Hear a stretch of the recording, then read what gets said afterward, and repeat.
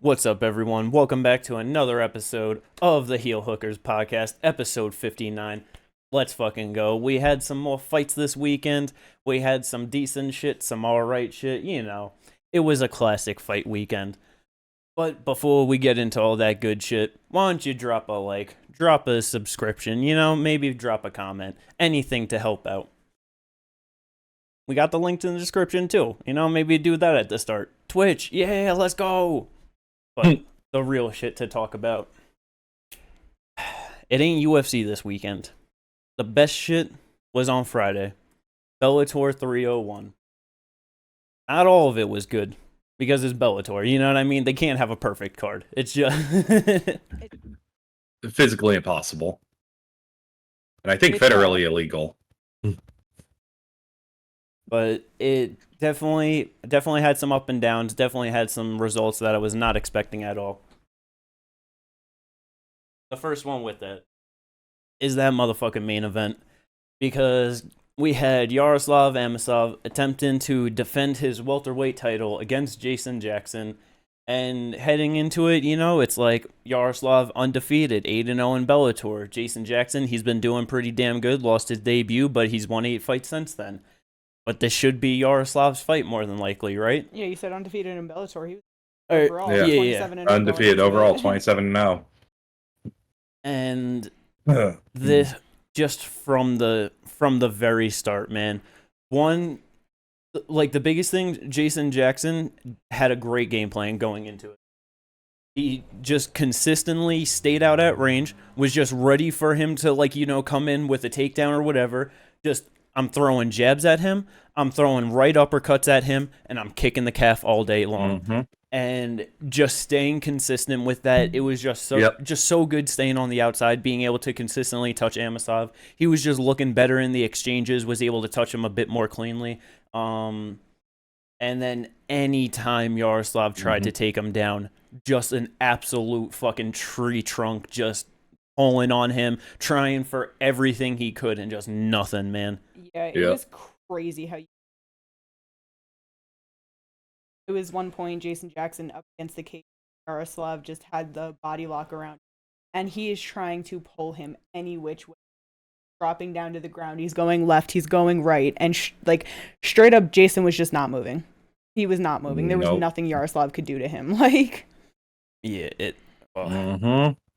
That shit was just kind of sad to see, honestly, because by the end of it, round 3, Jackson lines up a nasty right hand, just fucking you see the knees buckle, goes down, hits him with a few more punches, and then Yaroslav tries to shoot on a takedown, just sprawls out crazy, face plants into the ground, and then he was out, man. They just called it, and he was done. It was just over. Yeah, but that's... Go ahead.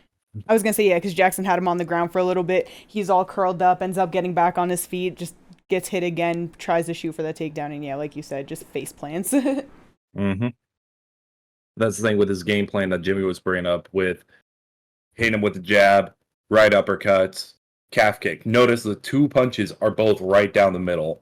And the thing that was getting Yaroslav in trouble in the strike is his lack of head movement, side to side, up, down, just trying to actually, while he's striking, have that head movement to be able to get out of the way of that. Yeah, but it was just honestly kind of crazy to see because, like we said, 27-0 going into it. And before his last fight was just super grapple heavy in a lot of his fights. And then came back from his layoff because he was in Ukraine.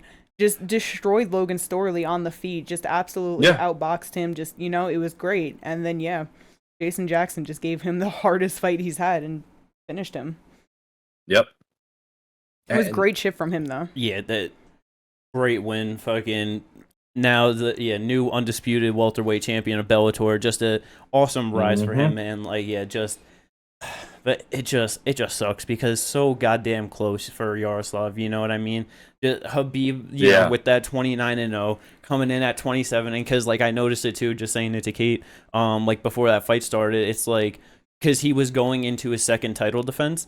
And if he won that fight, he would have been 28-0. If he won another one, that would have been 3 title defenses, 29-0, and he would have matched Habib, like, you know, with that same thing, just kind of like at the same pacing of their career. But yeah, man, that's what we were just talking about in the preview. Yeah. It's so goddamn hard, man, to just fucking consistently just get wins and just keep going, just not losing anything. That's the biggest thing, is the not losing part, because you can keep like. You could always scrape by a win, but it's like to actually be able to scrape by a win sometimes is like hard as hell, because sometimes it's just like, just stylistically, you're in a fucking tough fight. Yeah. And bro tried to scrape by and couldn't. But yeah, I mean. So that was sad to see, but it was great from Jason Jackson, just an absolute dominant performance. It was. So, because it's like with that, obviously, you know, with the undefeated record of Yaroslav, just having so many wins, just a lot of hype on him. Do you think that this was more of him being a little overhyped for, you know, just kind of how we were talking about, like, yeah, just like the resume, just the strength of competition, you know what I mean? Or is it just Jason Jackson is just actually this motherfucking good and like... Well, I mean, realistically, it could be kind of that, because he went 8-0 in Bellator, but everything before that was super regional stuff. You know what I'm saying? Like, just going back to his first fight in Bellator, he was 19-0 fighting Gerald Harris, who was 25-6. His next fight, being 20-0, was 20-9. But the fight right before getting into Bellator, he was 17-0 fighting a guy who was 4-0. Before that, 8-4, 6-1. He was 15-0 fighting a guy making his pro debut. So 13th fight, fought someone who was 0-2. Exactly. Like, so, because we were going through it, and it's like, obviously when you're on the regional scene, you're going to take the fights that are offered to you. Regional scenes notoriously make awful fucking fights. They have terrible matchmaking. So, like, it's not his fault. And obviously, you know, even going 8-0 in Bellator and having all that experience before, like, you're obviously going to have hype on him. But I think Jason Jackson just, you know, really solid. No, yeah, that's kind of the thing. I think it's a little bit of both. I think maybe just like a little overrated on Yaroslav's side, and then a little underrated on Jason Jackson's side. Because yeah, both of them fought Ed Ruth. Literally, I think he. Oh shit! Did they fight? That was his. That was Jason Jackson's one loss in Bellator. Yeah, no, but he had to fight Jason Jackson, and then right after that fought Yaroslav. I just realized that. Huh. But yeah, no, like that just is kind of what it is. It's just because you can't be like you can't be like, you're not a fraud if you win this many times in Bellator, even like, because even then you have Douglas Lima, Logan Storley, like he had good fighters he was fighting. Yeah, he's clearly a solid fighter, and I think that with his record, it kind of just put. Because I don't want to say that, like, oh, now he's bad or anything. He's obviously not. And I don't want to take away his wins pre-Bellator either, because either way, to still just win all of those fights is great. But it's like, yeah, maybe we just saw him at a bit higher of a level than he was. And it's just because 27-0 seems unachievable for most. Yeah. So now it just puts him at a regular level again, where it's like you're still high level, but you're a human who can lose. Like, yeah, exactly. It's like, I think once, you start getting to those numbers, it is one of those things where people put you on another level just because of how hard it is to be undefeated and all that. And it's just, Yeah, exactly. And because in all reality, with Jason Jackson, like looking through his resume too, it's like he's got wins over Douglas Lima, Paul Daly, Neiman Gracie, Benson Henderson, Diego Lima, beat both the Lima brothers, kind of funny. Yeah. But like, yeah, so shit, I mean, especially with, like, beating Yaroslav now, like, you can definitely say that, like, right now his overall record is better than Yaroslav's at this point, honestly, with, like, in terms of the names he's beaten in Bellator and stuff. But, yeah, I mean, that was definitely a real rough loss for Yaroslav, but still 30 years old. He's still got time. I would still be very interested in seeing him in the UFC. Probably shouldn't, maybe not as... shouldn't be fighting as high of a ranked opponent as, previously thought, but still like top 15 or something, you know what I mean? You could easily throw him in there. Yeah, exactly. And I mean, shit, fucking Jason Jackson too. He's 33 years old, so starting to get a little bit older, but still right there, like, in terms of his physical prime, and it's like... he'll just move up. It'll be fine. But, like, I don't know whether he stays. I mean, shit. I feel like him versus the guys at 170 in PFL would probably be a lot more interesting. Right. Than like what Yaroslav, like in my head of like what that Yeah. would have been. 'Cause, him versus fucking Leal and Sadabu and the Magos, like that he could definitely have some real fun fights over there. But yeah, so good shit for him. Rough night for Amosov, but I'm sure he'll be back. Oh yeah. But this co-main event though, this was just perfect. It was beautiful. Patchy mix coming in as the interim champion. Sergio Pettis, the undisputed, looking to unify. And Patchy was able to motherfucking do it. Second round rear naked choke. And he just went back to his motherfucking roots of being the motherfucking human backpack. Hell yeah. Yo, it was Bro, so the way good. he gets the body triangle locked up is so slick every time. Yeah, it really does just look effortless when he does it. The second round when he got Sergio in it, he gets it wrapped up, and then right away you see him, he was like, nah, this isn't good enough. I can't just work from here. So he just fucking, lets go of it, throws the leg over the arm, traps in Sergio's right arm, just locks his ankles so he can just, have that. And if you're looking for a rear naked choke and it's two hands versus one hand, you're trying to defend with one, you're losing that 100% of the time. Yeah. You just can't do it. It's fucking impossible. No. Yeah. Pettis tapped just in time too. You could tell if he didn't, he was going to sleep. Like that shit was locked in so nice. I was so happy. Yeah. Fucking Patchy, the undisputed champ now. Just so fucking good. I mean, Sergio was doing decent the first round, just kind of circling on the outside, not letting Patchy just, hit him with anything too clean. He did hit him with a pretty nice, I think it was a left hand at one point, where, it was kind of just like, oh shit, but Patchy ate that shit and just wasn't a problem at all, and yeah. Unifies the fucking title, just Grand Prix winner, Bellator champ now, and he said it afterwards, I'm the best motherfucking 135er in the world, and... Yeah, I'm gonna have to agree. I know you agree, for sure. But what about you, Jinder? Do you think Patchy Mix is the best bantamweight on the planet right now?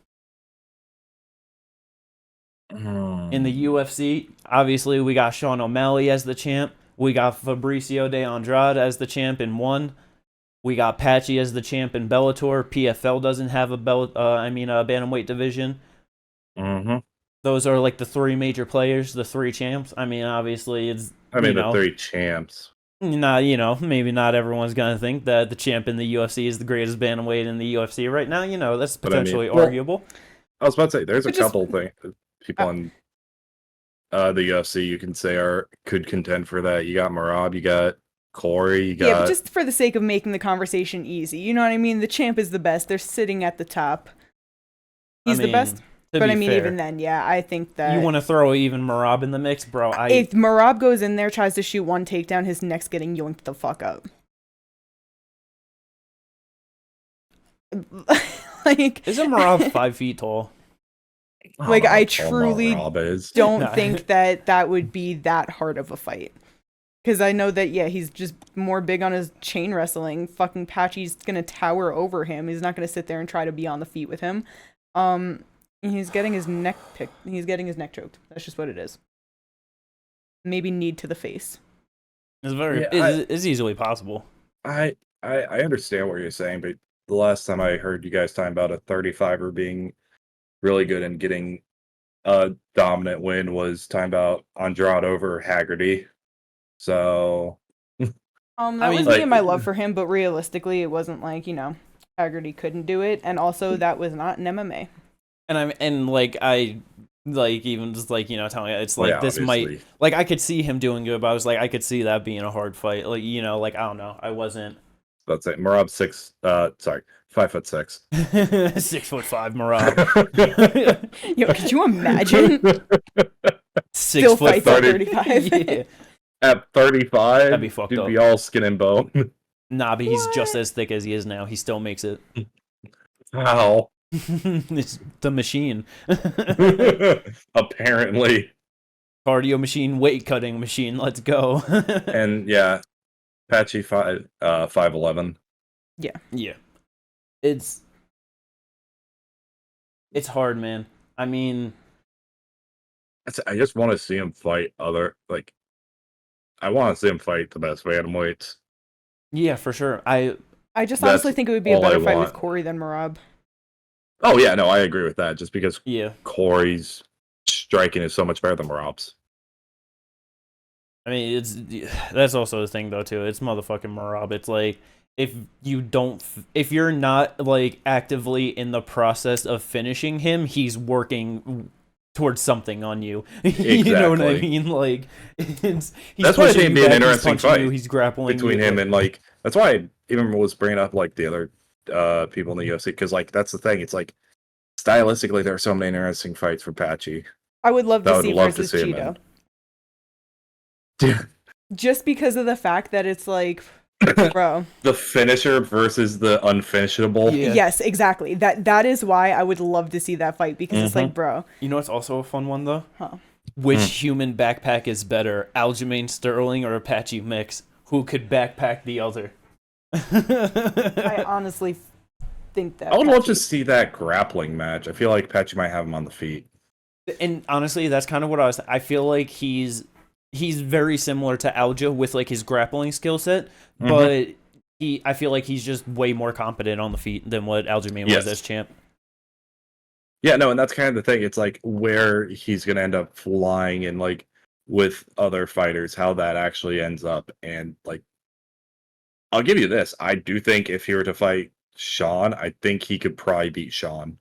Like, I would actually favor Patchy in that fight. Bro, I think Sean's one of his harder matchups in the UFC, not gonna lie. I think just because of the striking, yes, but like that's kind of the thing. Like I need to see like what that would look like. Oh yeah, that's why we gotta have the fights at the end of the day. You never know how they actually gonna play out. I was just gonna say that I just really hope that he can get over to the UFC sooner than later because I know he's only 30 years old and like that's a great age. But if it takes him 2 years, he's 32 at that point. You know what I mean? Like, no, yeah, like now is the motherfucking time for Patchy to be able to prove to everyone that because it's just one of those things where you're in Bellator, you're a champ, you're just never gonna get the same level of respect. It is what it is. And I just want to know like when his contract is gonna be up, like when he'd be able to go over. Because I don't see the UFC buying out his contract. Nah, not at all. UFC just isn't going to do that. Nah. Because it's like Sergio was on a great run since going into Bellator. He was 5-0, like became the champ, defended against Horiguchi. It was a real rough one, but he ended up knocking him out. Was able to beat Pitbull, trying to go down and become a triple champ. Like he got some real solid wins. Beat Juan Archuleta easily, where years ago when Patchy fought him, like struggled and lost by decision. And so for motherfucking Patchy, just go out there and just with the ease and that was just so impressive, man. Oh, I just looked it up real quick and I can't find the number, but back in July he signed a new multi-fight contract with Bellator. So nice. Of course it did. Sounds about right. Yep. But so how long are Bellator contracts usually? No idea, man. I would assume probably similar contracts to UFC ish. Yeah. But you know what's crazy about this Bellator card? What was that? We talked about the main, the co-main, and the good stuff doesn't end there. Like there's still more. Yeah, because in the featured bout, it was a rematch that nobody asked for. It was very weird that they were doing it. And the first fight, it wasn't the greatest fight. And like it just wasn't. The build-up was way more fun than what the actual fight was. And the ending. Because I don't care. That ending saved it. Rafion Stotts and Danny Sabatello, Rafion and the crowd singing him out. I love that. That'll never die for me. The whole fight could have been even worse than it was. And that happened. Saved it. Yup. Beautiful.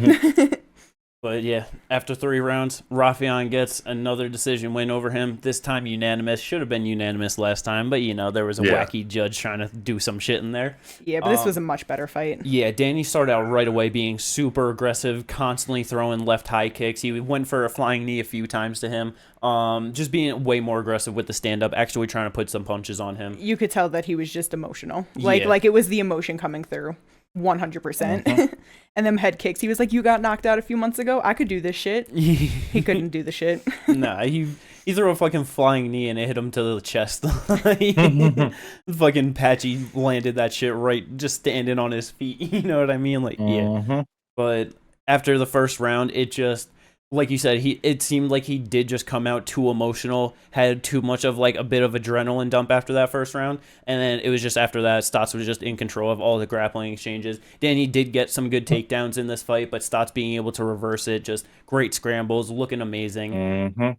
Just, was able to land way more meaningful strikes throughout the fight too. Like, it just... Yeah, because it was like after that first round, Danny was just so wrestle heavy. Whenever he did have a dominant position, it's not like he did anything with it. He wasn't like, you know what I mean? There was no big ground and pound. He wasn't like actively getting any like submission attempts, and then it just would get reversed and Ravion would do his thing. Honorable mention for when he threw his head into the posts of the cage. That was very funny. And then gets the decision win. Danny, right away, you see him, he's fucking angry again. He's like, don't you run out this cage, Danny. As he's running out of the cage. Fast walking. Yes, I mean, storming off. The New Jersey way. Good shit. The Chicago way. This is crazy. He's from Chicago. I know, he looks like he's from fucking Jersey. He looks like he's from a lot of places and acts like he's from Florida. Yeah, that's the problem. Like he's from Boston.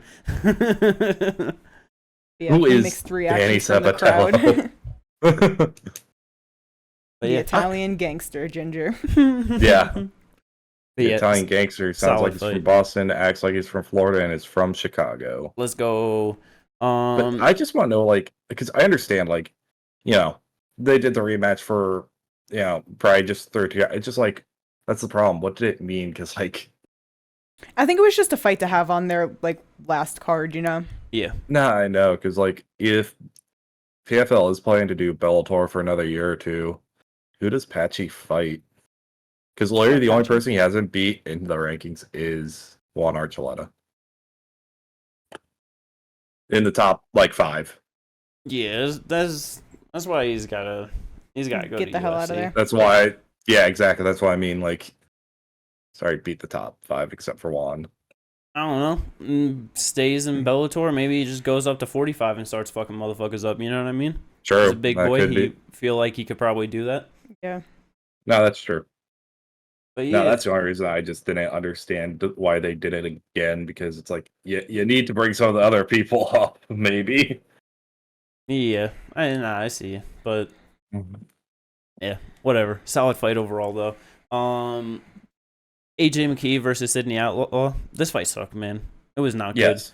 I was falling asleep during this fight. Yeah, the first round, Sydney laid on top of him the entire time, and AJ landed little tiny shots from the bottom, but I'm pretty sure 2 of the judges, that was enough to win him that first round. Kind of crazy to me.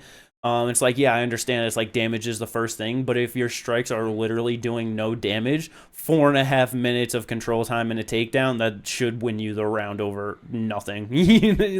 Yeah. Stupid. Second round, basically the same shit, but AJ was able to land a nice elbow that cut him the fuck open. Bro, that shit was leaking. It was so bad. Leaking all over the place. AJ was able to get his back at one point, had the body triangle locked up, and Sydney was able to just turn right around in it. Just so slippery with the blood. Like, I cannot express how much there was. I don't think I've ever seen that much from, like, one cut on the head like that, or just, like, over the eye. You know what I mean? Yeah. It was ridiculous. But yeah, and then, it wasn't much of a... It was Sydney Outlaw trying to take AJ McKee down, or getting him down and trying to stay on top, and McKee just landing strikes from the bottom, and when he was on the feet. But yeah, so he got 230-27s, pretty sure, and then 29-28. Moves to 21-1 in Bellator. I don't think he's a lightweight, man. He just isn't. No. He is just nowhere near as explosive, athletic, anything at this weight division. It just, I don't know, through 3 fights, whatever his fucking strength and conditioning or whatever, I feel like he just got to change something up because he is just not the same fighter at 155 as he was coming up at 45. No. It's like, bro, I know, like, he lost the decision to Pitbull in the rematch, but it's like to finish him in the first round and, like, finishing so many other people, like former champ Darian Caldwell, you know what I mean? Like, yep. How the fuck you go into decisions with Spike Carlisle and Sidney Outlaw and, it's just, I don't know, man. Yeah. Power just not translating the same. Yeah, not even a little bit. Because, yeah, like, the people he's going to be fighting next, Brent Primus, Tafik Masayev, Alexander Shabley, Patricky and Usman, like, those are tough fights. Yeah, man, I don't know if he's going to win any one of those. Even fucking Patricky at fucking 37 years old. Because talking about Patricky at 37 years old, he fought Alexander Shabley, semifinal bout, opening up the main card. I hate watching Shabley fight. I just do so much. By the end of it, Patricky's face was just battered, bleeding all over the place, and somehow it was just still not entertaining throughout. It's because he gets frustrating because it's like he'll put together nice combos and clearly hurt, like in this instance, Patricky right in front of him. And then instead of following it up, he just kind of keeps the distance or backs up a little bit or just gives it some time before following up again. Like he just has short combos and would stop. Short combos, back up. Short combos, circle. Like it gets frustrating when you're clearly hurting the guy. You can clearly win. And then he would back up and give the space, and Patricky would come at him so wild with like a 5-second it's like of finish crazy. The fucking fight. Bro, there's that one point where, Shabley was just like moving back real fast, and Patricky was just running, swinging the wildest hooks at him. And I was just like, he literally looked like Jessica Andrade just running forward, swinging right there. Just, yeah. Yeah. Shabley gets the UD win, and now we get him versus Brent Primus in a rematch for the Grand Prix finale. Hooray! Isn't that exciting? Yeah. Maybe I'll finish him again. It's crazy that you could have a 155 division, and it sucks. Yeah.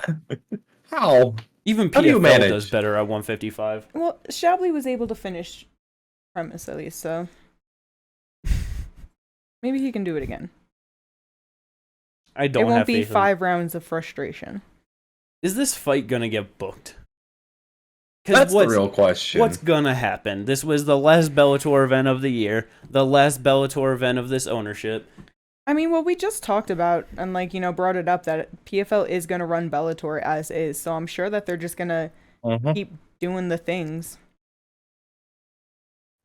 Yeah, I don't. Do they want to pay the winner of that fight $1 million? No, but I think they will. If they contractually don't have to, I don't think they're going to. I mean, I think it's in the contract already, so. Yeah, I was going to say, I'm sure that they do have to. That sucks for them. Hey. They're the one who bought the promotion.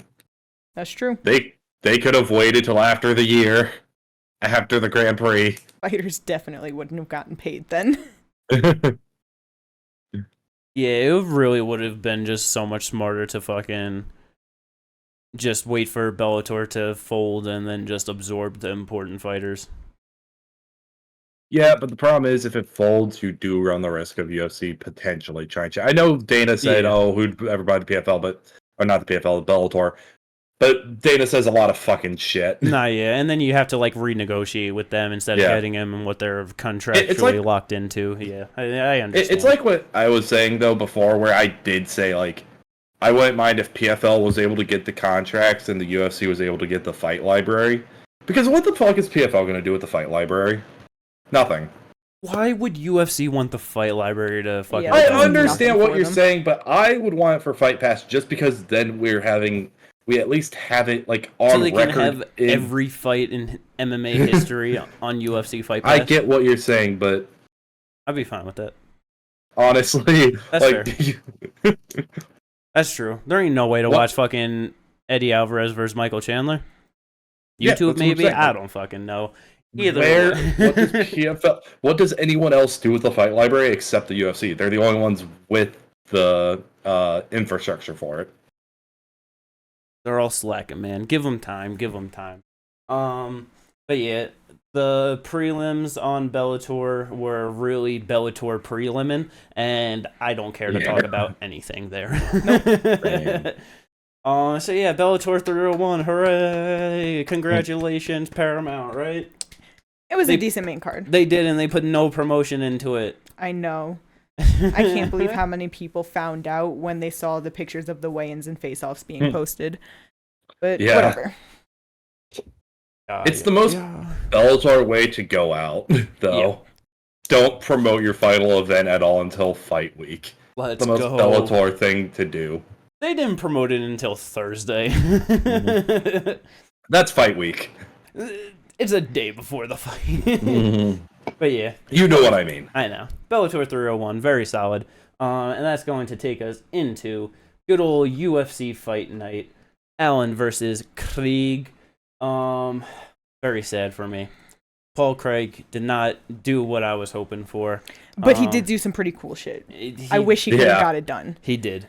Because that was in the first round, right? I believe it was the first or second round. Yeah, it was first or second. I think it was the. See, that's the thing. I think it was the first. Oh, maybe it was the first. Okay. Either way. Yeah. Either way.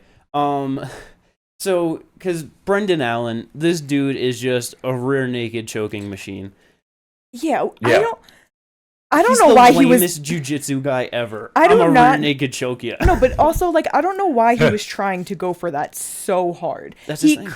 I know that it's his thing, but bruh, there's other ways to finish a fight, and he could have finished this fight probably earlier if he didn't keep trying like that. To be fair, if you have 3 wins in a row all by a certain way, and you see that you can easily end up getting that same finish, I cannot kind of understand. Just be like, fuck it, I'm gonna do it again. You know what I mean? I totally understand, but I get that. I guess it's just especially going into, it was the second round, right? When Brendan hurt him right away.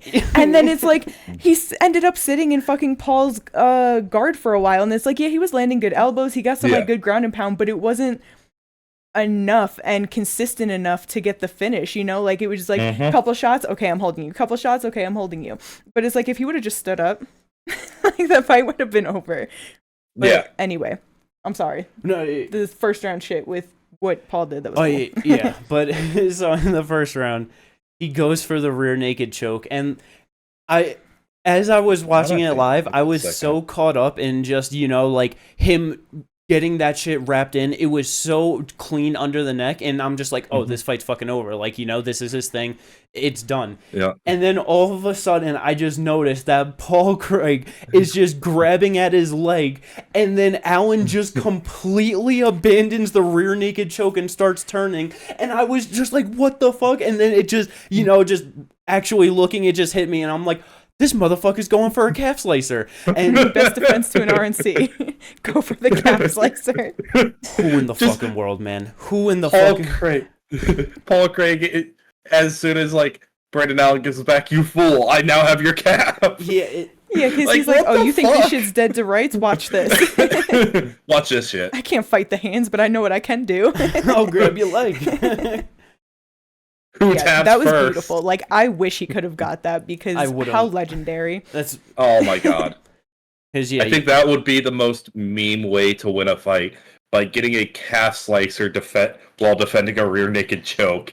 Yeah, that's and a good one under the chin, a sunk in RNC. Yeah, that's way more disrespectful than Delide putting a calf slicer on Hermanson and then just punching him. You know what I mean? Although that's still beautiful. No, it is, but that just shows how crazy that would have been, if he was able to pull that. But yeah, man, it, like you said though, it was because we'll get to Tapology as always after, but I had Paul Craig round 2 knockout. It was a rough first round, but I'm just you know what I mean? That's how Paul Craig goes for the finish. He gets a rough beaten and then he gets it. Start of round 2, I'm just you gotta knock him out. Front kick knockout, let's go. And Allen just bombs a right hand on him, and I thought it was gonna be over there by a finish. I thought you guys were gonna get the fucking perfect on that, but so did we. And then he followed Paul back into his guard again.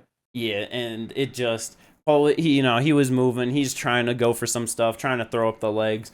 But yeah, ends up 38 seconds into the third round. Allen, he had the rear naked had the choke before he even had like a body triangle or like hooks fully in or anything. Just ripping on and it that. Was and tight. Yeah, man.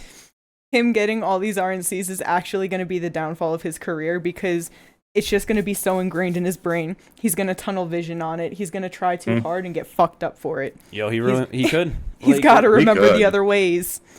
Nah, I'm sure that won't happen, but it would be kind of funny. But yeah, man, Brendan Allen, he's on a fucking solid ass run right now. 6-fight win streak, 5 rear naked chokes, 4 rear naked chokes in a row.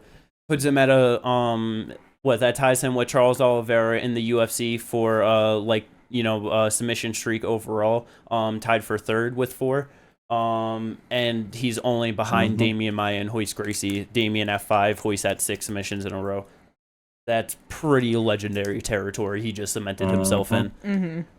All by fucking rear naked chokes. Like that's just curious. So imagine he's able to fucking he gets one more win with a rear naked choke and then he's like fighting for a title and he wins the title by rear naked choke. Bro, that would be so funny. Wins the title, ties Royce Gracie for the most submissions in the UFC in a row, and he just has 6 rear naked choke finishes in a row. That would be pretty cool for him, honestly. Because Christoph Jocko, Andre Muniz, Bruno Silva, Paul Craig, every single one of them got tapped by that. But yeah, just a solid ass win for him. And with that, because coming in, I'm pretty sure he was ranked at 9, I believe. Or was it 10? Who, Brendan? Yeah, Brendan. Yeah. So he was ranked number 10. Paul Craig was ranked at 13. Finishes him in the 3rd round, main event. What would you guys like to see next for Brendan Allen? Call for a number 1 contender fight. Yeah, he said Whitaker, Cannonier, come shot. Yep. It was who do you want to see him fight? Who do you think he'll actually fight? You know what I mean? Because those are also two very different things. Who do I honestly to kind of line up? Because honestly, I'd want to at this point. I would say Vettori, and that's the most likely out of everyone in the top, in that area that he was talking about. Because I don't think he'll get Paulo. Nah. Pretty sure Dolidze is saying he's already booked. I could be wrong on that. Cannonier, he pulled out of the Dolidze fight, so I don't know why he'd be calling for him. Whitaker would take it just because Whitaker wants a fight, and he was even saying he would fight Dolidze and shit. So he's also trying to get that Usman fight too. Yeah. He'd also fight Paulo. So it's just Whitaker has options. Hamzat, you can put him against pretty much anyone above him and it'd be fine. So yeah, I think Vettori. I think Vittori's the next one. What about you, Keith? Who do you think he should fight next? Hamzat. Hamzat? I actually think that could be fun. I think it would be a good fight. Yeah. Yeah. There ain't no way he can. I don't think he rear naked chokes him.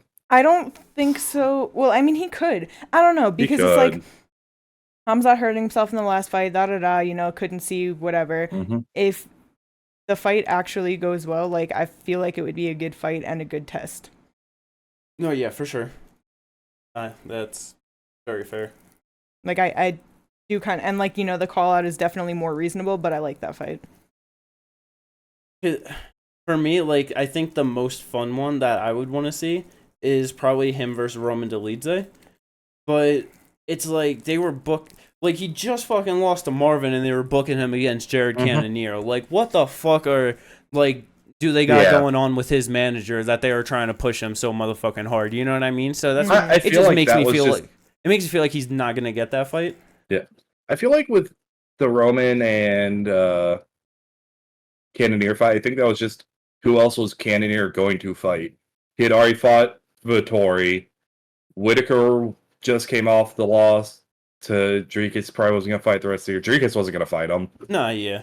I get it. It was legit. Just he needs a fight, and he said he wants a number one contenders fight. If that's what Roman was gonna be, who he was gonna take. Yeah, but that's what I don't know. It's just crazy. But yeah, anyone, yeah, just above him. Like there's a lot of good fights that you can make at middleweight right now. Like you got a lot of solid fighters, honestly. But going from middleweight down to 170 pounds, where that co-main event was, motherfucking Michael Morales coming in 15-0, undefeated, keeps that undefeated streak going. 16-0, gets the unanimous decision win over Jake Matthews. I kind of had a feeling that it was going to go to a decision. He was much more patient in the Max Griffin fight than what he, originally was coming into the UFC and prior. And yeah, Jake, he's been in the UFC forever. He's a tough vet, still only 29 years old, right? That's just the fucked up part. Again, not tough even vet his at fucking 29. prime, really. And yeah, it was just a solid performance. Honestly, he was just able to put just good combos together. Just keep the a little bit more of a pace on Jake. He was really good at just getting out of the way of all the big strikes that he was throwing. There's a few times where he was coming through with Matthews would commit hard with the right hand. He'd kick the leg right out as he was throwing the punch, making him fall on the floor.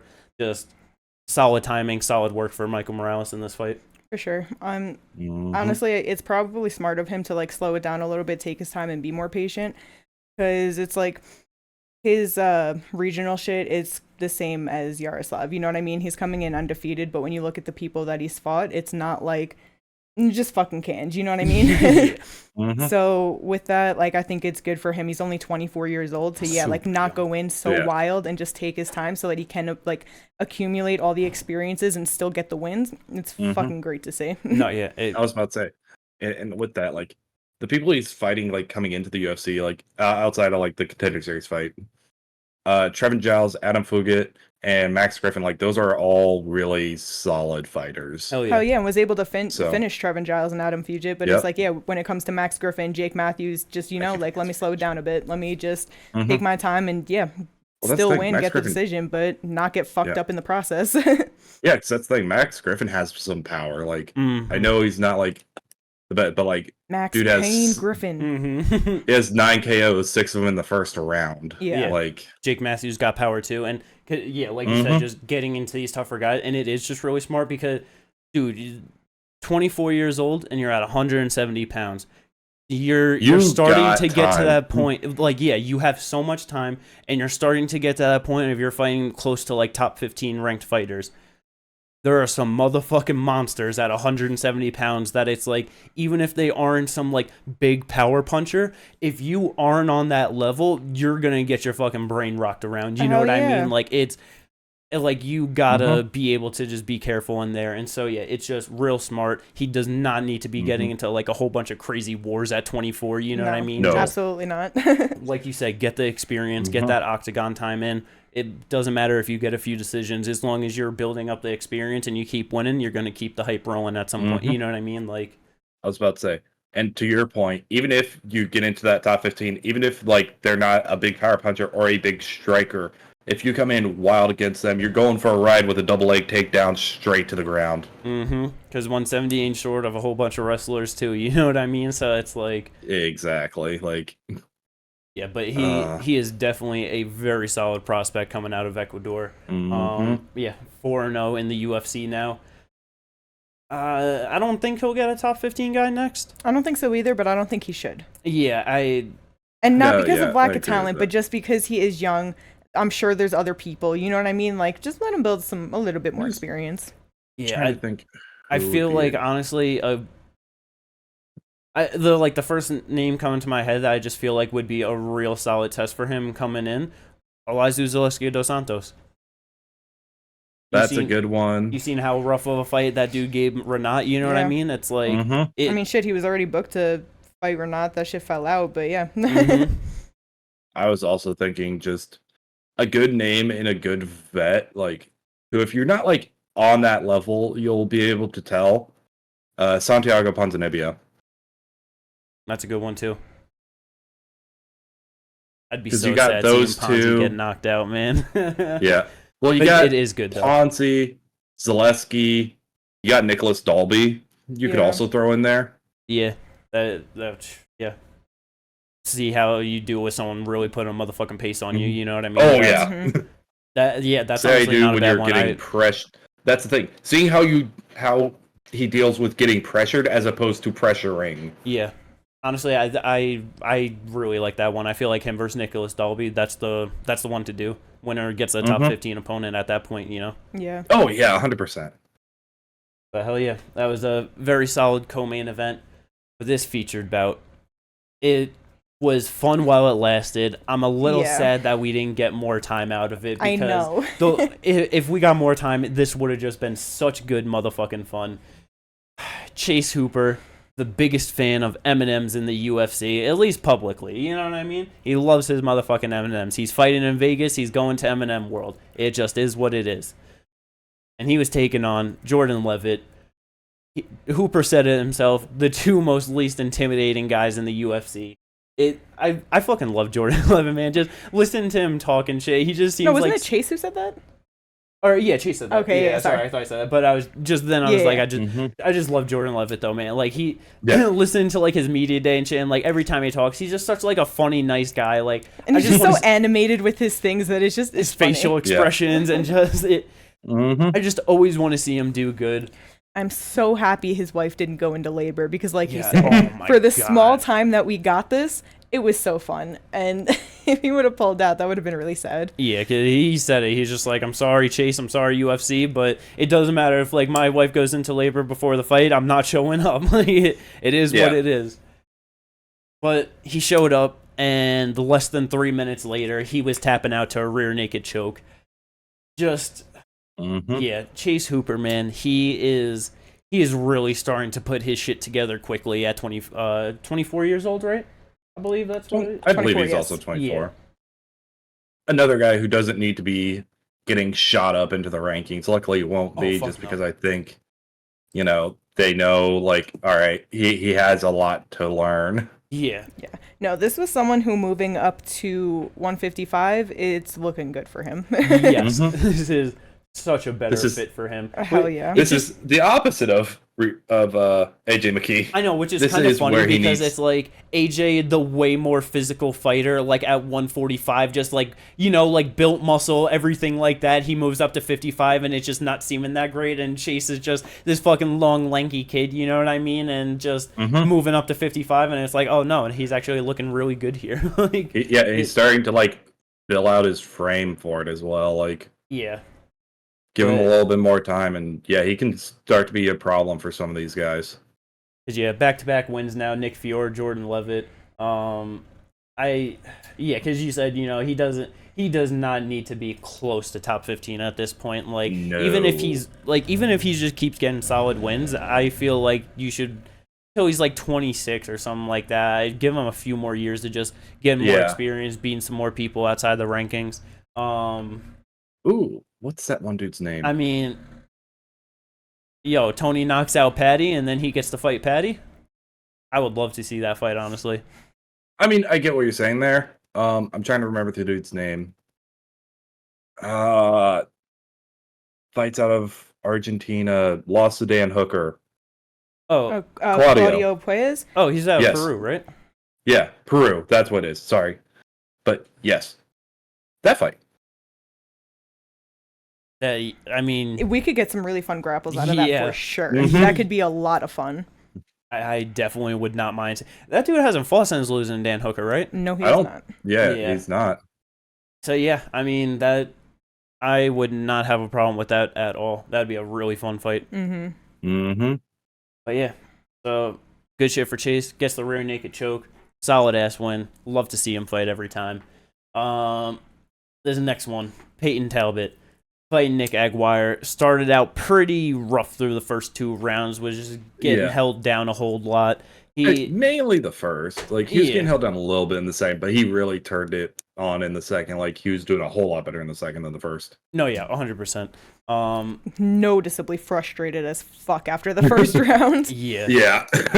But yeah, Nick Aguirre, just after just trying to grapple him, you know, and because as soon as the fight started, I don't know, I'm sorry, it was because he got taken down, like, you know, as soon as the fight started in the first round, gets held down the entire time. Second round, as soon as he started to land like any sort of punches on Nick Aguirre, you could just see it in his facial expression. He didn't want to be there. Not at all. He did not want to be undefeated at all. Not even a little bit. I said it before when during the first round. I'm like, look, he did that because he does not want to be on the feet with this guy. Yes. He knows where he's gonna win, and he's trying to keep it there. Yeah. Peyton's definitely got some of that just like unsuspecting power in his hands. You know what I mean? I feel like he's just one of those people. Yeah, doesn't look strong or whatever, but he just starts touching you, and you're just like, oh, what the fuck? Like, I do not want to be eating this. No. In the second round, go ahead. No, I was just gonna say, like, it's stupid, because he really doesn't look that way. Just skinny guy, but you see him punch somebody and their reactions, it's fucking stupid. Well, if I remember right, how tall is he? He's what? 5'10", 70 inch reach. I was about to say at 135, it's that leverage, like being able to leverage your height and weight into these punches, is why he has that type of power at that weight, and just the way he was like fighting, like his ground and pound is like sneakily good. Like when you watch it, you know it's good, but like you see the first round, you're like, this guy has nothing on the ground. Then you see him on top, and you're like, oh, that's some good fucking ground and pound you got there. What the fuck, dude? Yeah.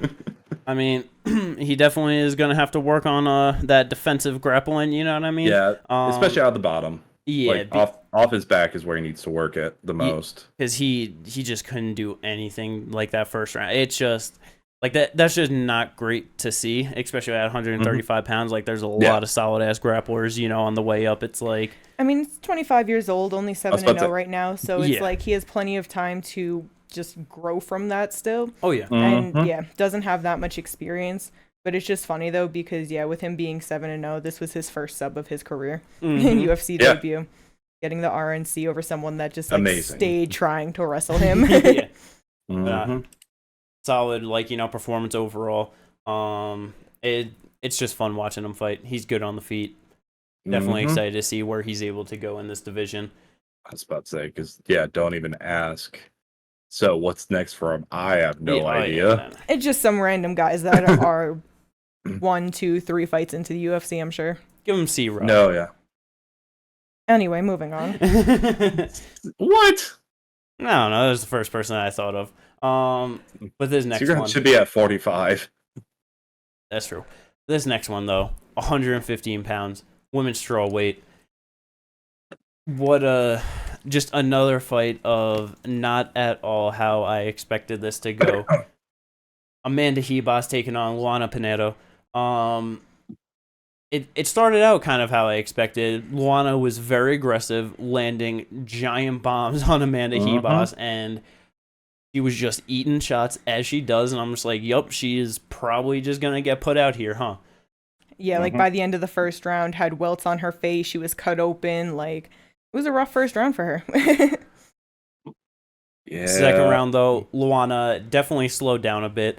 Was just being very more patient, much more time in between the little spurts of throwing big shots.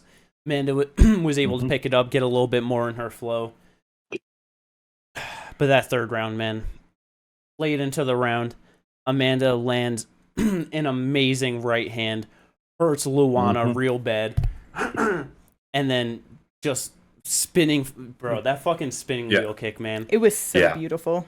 So good. Like, it was perfect, honestly. Yeah. Just Luana up like by the cage. Amanda just spinning wheel kicks her and right to the fucking chin. Follows it up with some punches. It was over. It was done.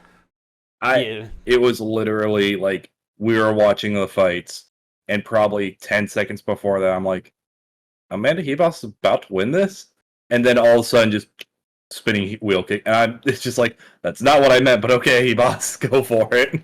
Yeah. Yeah. It was really good of her. Oh yeah. Great for her to pull that out. She's been very up and down in her UFC run. Mm-hmm. I mean, she climbed to 7-3 now. Not too bad. It's been more up and down of late, I feel like, just And not yet, because she beat Virna, lost to Caitlin, beat Viviane, lost to Macy, just beat Luana, so very back and forth. Yeah, trading wins and losses at the moment. Yeah, it's like, starting out with, like, she got wins over Emily Whitmire, Mackenzie Dern, Randa Marcos, and Paige Van Zandt. It's like, not the greatest wins, you know what I mean? Like, I was about to say 7-0 Mackenzie Dern as well, not like. And even in reality. Well, even currently, I know. But what I'm saying is, if you can definitely not younger. Get taken down, you should win. Well, yes, but if you cannot get taken down, Jimmy, we were looking at this before. How many takedowns has she gotten? 1 takedown out of 57 attempts. Right. So I was the one who looked it up. Moving on. But not yet. Just great ass win for Amanda Hebos, keeping her rank, in the rankings. What was she? 10 coming in, and Luana was 9, I believe. Yeah. Yeah. So not gonna be much of a change there. But That's probably just flip them. Yeah. Just puts her above Dern. Maybe. They're like, you got We this might as win. well. You beat her in the past. Yeah, that is very possible. But yeah, I'll probably just get her a good fight up the rankings. I very much hope, and I just feel like this is just a possibility. We all know that Andrade just will fight anyone at any time, and I just really hope that that's not the fight that they're going to try and line up, because Hebos will just get knocked the fuck out again. Yeah. Oh, yeah. Like, I don't know why that'll be the next one. If anything... I mean, I don't know. It's like... It's, just moving up. It's like, what, she already lost to Marina Rodriguez. She, beat Virna, right? Mm-hmm. Yeah, beat Virna already. I mean, I don't think that they're going to be really wanting to go to, any of those rematches. You know what I mean? Yeah. Yeah. That's what I mean. Andrade will just fight anyone. So it's like... No, she will. They haven't fought before, so... Yeah. They offer her that most. fight, she's taking it. No, yeah, I understand what you're saying. It's just like, that division is everyone besides obviously there are a couple people who haven't fought each other, but it's like it feels like everyone has fought each other who's in the top 10. Because they have, for the most part. I know. That's the problem. So that's why you got to go to the few fights that aren't rematches when you can. You need new fights. No, I know. I agree. But speaking of new fights and new fighters, how do you pronounce it right, Kate? Mektebec? Well, see, I wish that I actually heard them pronounce it so that I was more confident in that. But I just assumed that it was Mektebec or Orobai. Yeah, Mektebec Orobai. I don't know. This dude, he's got some. He's good, man. Yeah, he's good. Mm-hmm. Second round gets the neck crank over Uros Medic. I really was just hoping that Uros would do good in this fight. He's just a fun guy. He's been doing solid. 3-1 in the UFC coming into it. But just don't bet against Hatman, man. Never bet against Hatman. Yeah. I mean, just to get a second round finish over Uros Medic on short notice for your UFC debut. What, this was 4 days notice or some shit like that? Something like for him? that. Yeah, it was 5. Yeah, 5 days notice. It is less than a week. That's absolutely insane. He fought 2 weeks ago. Damn, really? Yeah. Yeah, on LFA he fought the 27th of October. Damn. It's a little over 2 weeks, 3 weeks, but hasn't been a full month. Right. Yeah, this dude might be a problem at 170. This dude's really good. Yeah. I mean, shit, the pressure he put in a neck crank to get Uros to tap like that was pretty crazy. Because you're like, oh, he's fine, it's not under. And then he squeezed a little bit harder, had his neck at a crazy angle. Medic just tapped. He said, fuck that. Get me out of this. Absolutely beautiful. Let's fucking go. But yeah, that was the main card. There were some pretty good gems on the prelims for some of it. You know what I mean?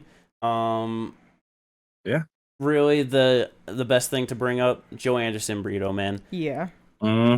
Pierce was looking good the first round, doing the damn thing, just grappling, holding, you know what I mean? Just what JSP does, looking to ride out a decision. And second round, started getting touched up a little bit, shot on just too much of a fucking, just open takedown, not setting it up, just leaving his head right up the center. And yeah, ninja choke, wrapped it up, tried to roll over, Brito just followed right on top, and yeah, he had a tap because that shit just, bro, I fucking love a ninja choke. I love it so much. UFC needs to learn their chokes. Because they call this a guillotine. They always do. It's fucking, yeah, Brito is definitely one of those guys. Whenever I think of him, I think he's much older than what he is, but only 28 years old. Really? Yeah, 4-1 in the UFC now. His only loss was to Bill Algeo, 4-fight win streak. So been doing pretty damn solid. And yeah, with wrapping up a ninja choke like that, he's got some goddamn power on his hands. Might be some good fun for some future fights at 145 up the weight class, you know? Oh yeah. Yeah. It's like Pierce was like on a 5-fight winning streak coming in, you know what I mean? It's like nasty choke like that, 4-fight win streak yourself, you probably gonna get not a ranked opponent, but like a bigger name, just a fun fight in that division on probably like a better position on a card too. I mean, you could get like a Caceres, number 15. I'd be fine with that. That'd be fun as shit. But yeah, that was some good shit. Actually, it would be a really fun fight. Would be him versus Billy Quarantillo. Yeah, yo, you know it was a great fight though. It was so good. Heavyweights. I knew you were gonna go there. What? I knew too. It doesn't make me want to bitch slap him less.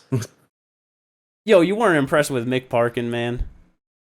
I said it in the preview. I was not hyped for this fight. I was not looking forward to it. And guess what? I was motherfucking right to be. I thought he would get a knockout, man. I really so did I. Like, I was hoping for it, but I'm also you always hope for it in a heavyweight fight because it's either a first round knockout or a terrible decision. And we got the terrible decision. Yeah. This dude was getting beat on the feet by him and had to just grapple him. It was not good. This was not an impressive performance at all. Mick is not gonna do. I don't think he does well. Nah, he trains with Tom Aspinall, but he ain't no motherfucking Tommy Aspinall. You know what I mean? He does improve to 8-0, so I mean he gets the job done. But yeah, this dude might get knocked out by fucking Parker Porter.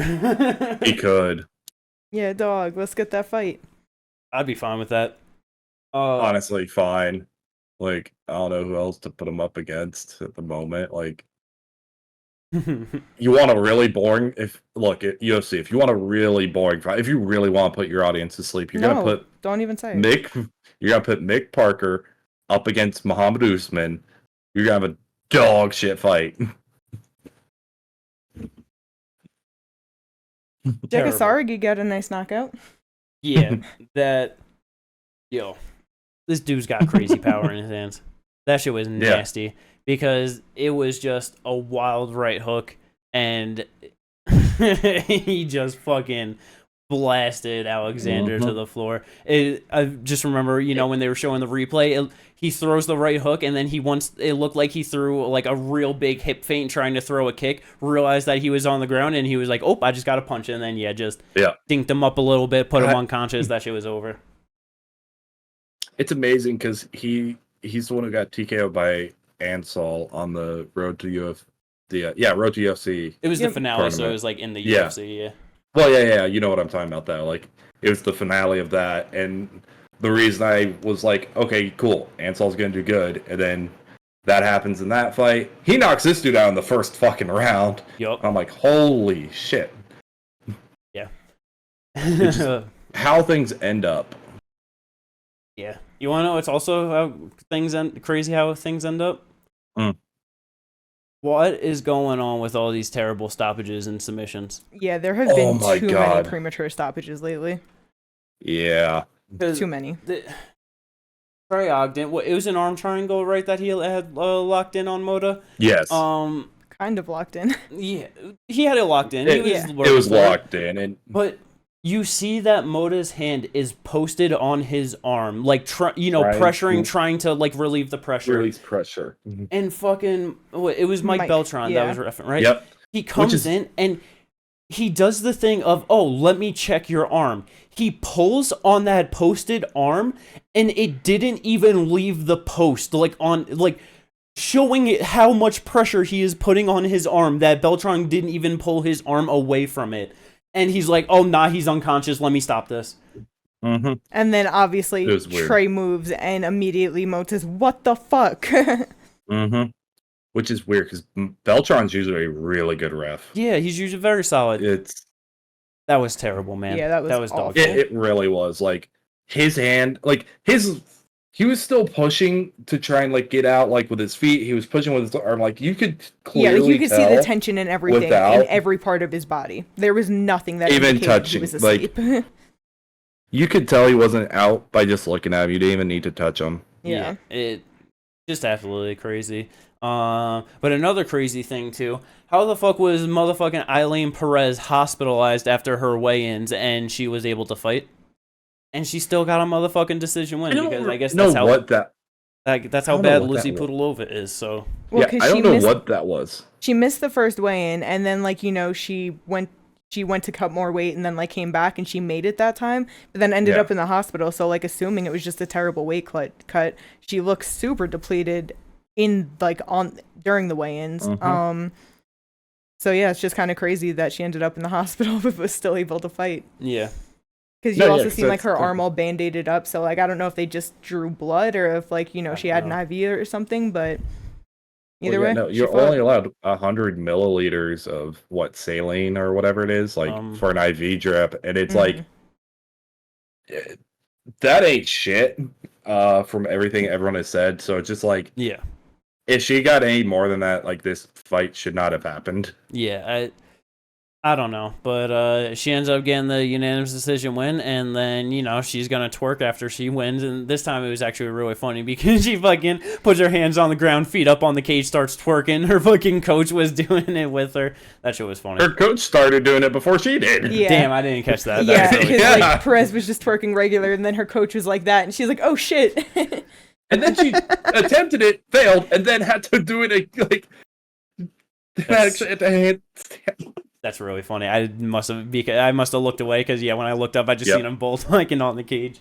But yeah, good win for her. And that's really all there is to talk about this UFC card. But now we got some motherfucking Tapology to talk about a little bit. Going into it, I had no good feelings about this card at all. But it's still, with how bad I was doing, it's still crazy that if Paul Craig pulled through with that second round knockout, I would have came in first place. Coulda, woulda, shoulda. But I came in third place. And overall in the group, I came in last. There were 14 fights on this card? Yes. I got 6 right. 1 decision, 1 semi-perfect. It wasn't a great performance. I have no excuses. I just suck. I came in first. Oh, sorry. I was about to say, I came in second, 470 points, 8 right, 1 decision, 3 semi-perfects. Yeah, I came in the first out of us at 495 with 9 right. No decisions, no perfects, but I got 3 semi-perfects. Solid. What is funny is not a single person tied. Everyone's actually in a spot 1 through 8. Yeah. In the group. This was just a rough one. No, but I feel you. It was hard picking this week. I was like, I have no idea how this shit is gonna go. I mean, to be fair, 9 out of 14, 8 out of 14, which if Trey Ogden actually got the win, 10 out of 14, 9 out of 14, that's 7 true, out of 14. Because he was a little less than 2 minutes away from getting that decision anyway, so... Yeah, I don't know why a referee error doesn't, especially with when it happened during the round and during the fight, why it didn't go to technical decision. It should have. That's what I said to Jimmy, because he was like, they should do the right thing, and... What'd you say? Give it a no contest? And I was like, no, they should do the right thing and go to the scorecards. Like, it's the third round, you know what I mean? Like, that would have been the thing to do, but whatever. Yeah. It was what? When you said that, I was like, yeah, that is, like, what they should have done. It's just if it's over the halfway point and the fight ends in some way where it's a no contest, it should just go to the judges' scorecards and you score up to that point. But unless you deem it to be intentional or well, then it would be right. DQ, but obviously this but you see what I'm saying though. Yeah. But I just had so many wrong main card prelims. I had Johnson, I had Pudilova, I had Alexander. I had fucking Pierce, Medic, Pinero, Paul. My boy. It was so sad, man. I had Pinero, Pierce, Chad, Alexander, and Johnson. Yeah. There's some of them that I don't know. It's like this person should win, and they weren't even close to winning. I'm just like, God damn it. But yeah, Tapology can't be great every week. You have some good gems in there, you have some bad ones, you have some average ones. This was dog shit for me, And next week we're not even gonna have Tapology. What? PFL next week? I mean, we can do the PFL one, but I was just saying for the group. I've never put picks in for anything other than UFC. But all these PFL guys. That is a good point. Doesn't mean I'm going to do it. Well, then you automatically lose also, next week. Because I'm not going to have time to do that. What time do the fights start?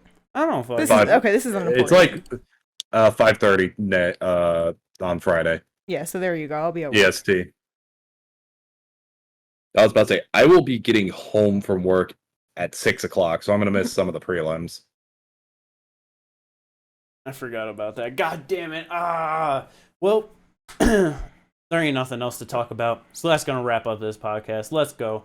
I hope everyone enjoyed it. Like I said at the start, like and subscribe. Maybe drop a comment. We got our Twitch links in the description down below. Check us out for the fights. Let's fucking go. But we'll catch you in the next one.